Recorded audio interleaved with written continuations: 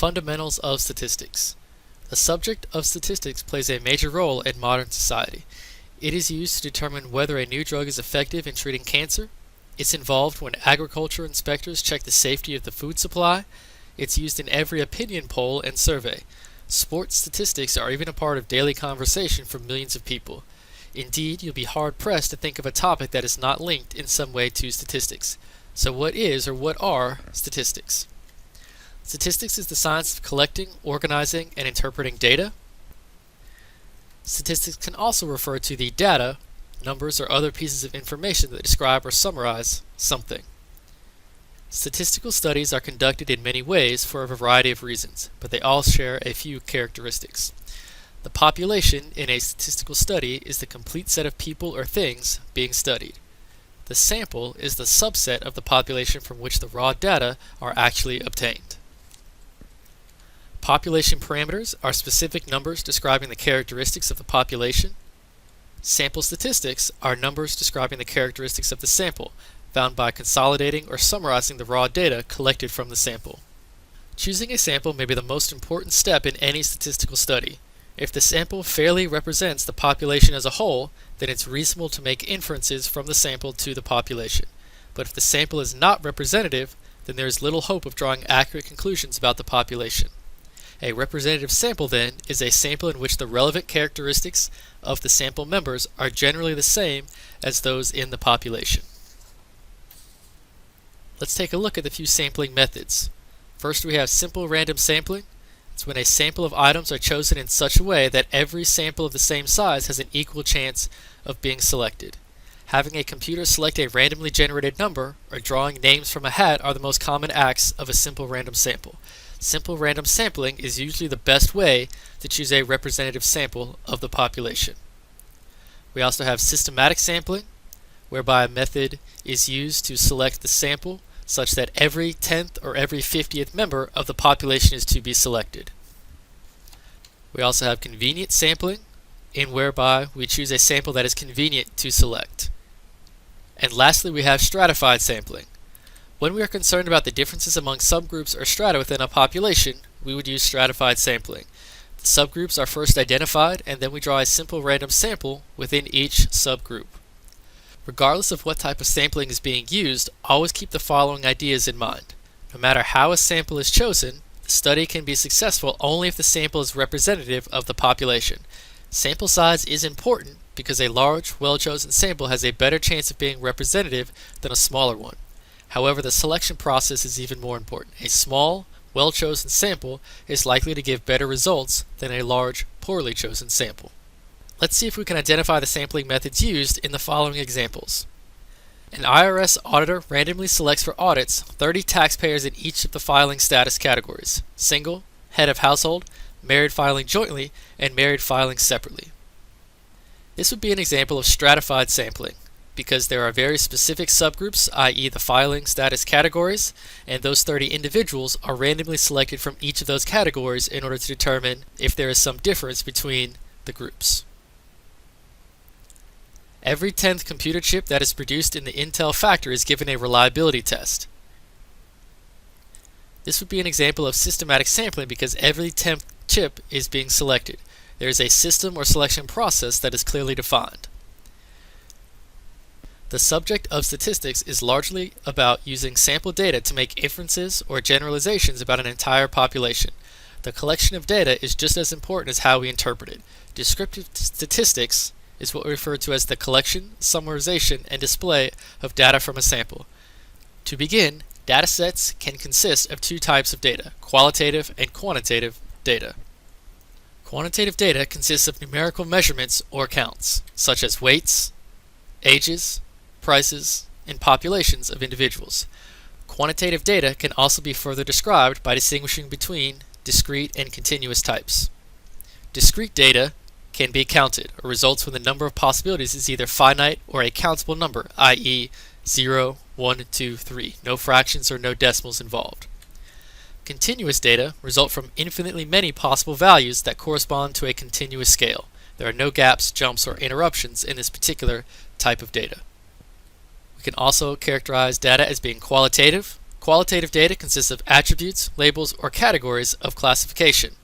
These are non-numerical entries or categories for which we can classify data, such as gender, being male or female, uniform numbers, and ethnicity. We can further differentiate data by characterizing their level of measurements. Data at the nominal level of measurement are qualitative only and are categorized using names, labels, or quantities, such as movie genres, political parties, and yes/no survey responses. Data at the ordinal level of measurement can be arranged in a specific order or ranked as first, second, third, or best, better, worst. Please be aware that the differences between these data entries are not meaningful. Again, a few examples are movie ratings, 1 to 4 stars, right? Obviously 4 stars is better than 1 star, but we don't know how much better. Movie ratings, G, PG-13, R, and of course pain level. Data at the interval level of measurement can be quantitative and can be arranged in order or ranked, and the differences between data entries are now meaningful. A zero entry is possible, however this simply represents a position on the scale and has no meaningful representation. Such examples of interval level of measurement would include temperature and the year. Data at the ratio level of measurement can be quantitative and are similar to the interval level of measurements with the added property that a zero entry is a meaningful value. Meaningful zero indicates you have none of the data.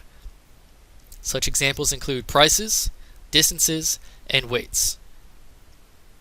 Let's see if we can identify the type of data and how it is characterized in the following examples. What type of data would we collect if we're trying to determine the amount of greenhouse gases measured in tons per year emitted by cars last year? This would be an example of quantitative data on a continuous scale. It would be the ratio level of measurement. Ratio level of measurement meaning that zero value is significant. 0 tons per year means that there were no greenhouse gases emitted, which is certainly possible. What type of data would we collect when dealing with telephone numbers? Telephone numbers would be an example of qualitative data. Even though telephone numbers are numerical, right, those numbers do not represent a measurement or count of anything. We would also then fall on the nominal level of measurement. We can just group these telephone numbers by area code. Right? We cannot rank them or order them in any significant or meaningful way. What about 75 degrees Fahrenheit? 75 degrees, or a temp, represent a quantitative piece of data that is along the continuous scale. Even though we see that we have exactly 75 degrees, it is certainly possible that it is 75.2 degrees, 75.5 degrees Fahrenheit. So since those possibilities exist, this would be quantitative data along that continuous scale. This would fall under the interval level of measurement. Even though 0 degrees Fahrenheit does exist, 0 degrees doesn't mean a lack or no temperature outside. It is just a value along the scale.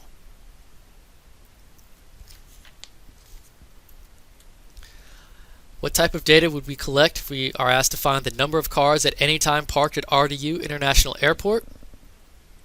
Since we're talking about a count of something, we're dealing with quantitative data. This would be along the discrete scale. Discrete meaning we can only have whole number values. So there are no cars, there are 100 cars. It is not possible to have any sort of fraction or decimal piece to this particular set of data. There's no such thing as 5.5 cars. It doesn't make sense. This would be an example of a ratio level of measurement.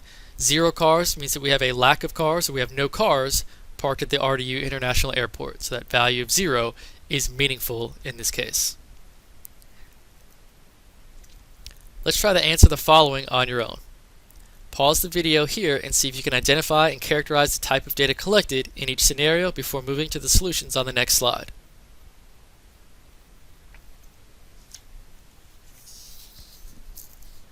First, we have the eye color of models.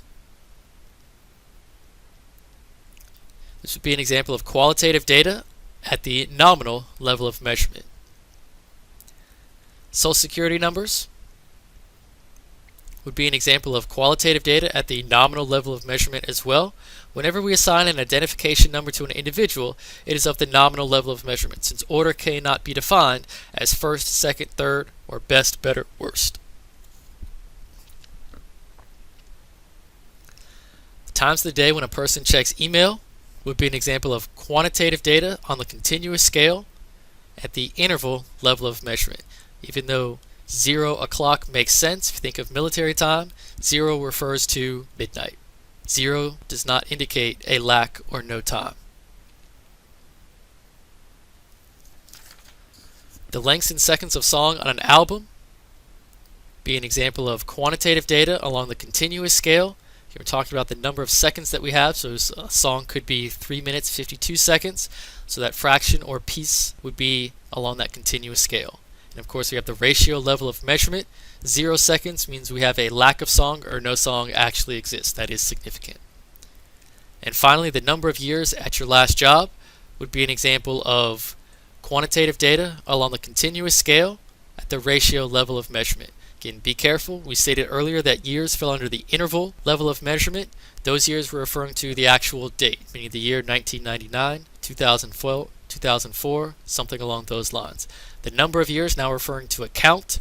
0 years at your last job indicate you are either still at your current job or you had no previous job. So the ratio level of measurement would exist.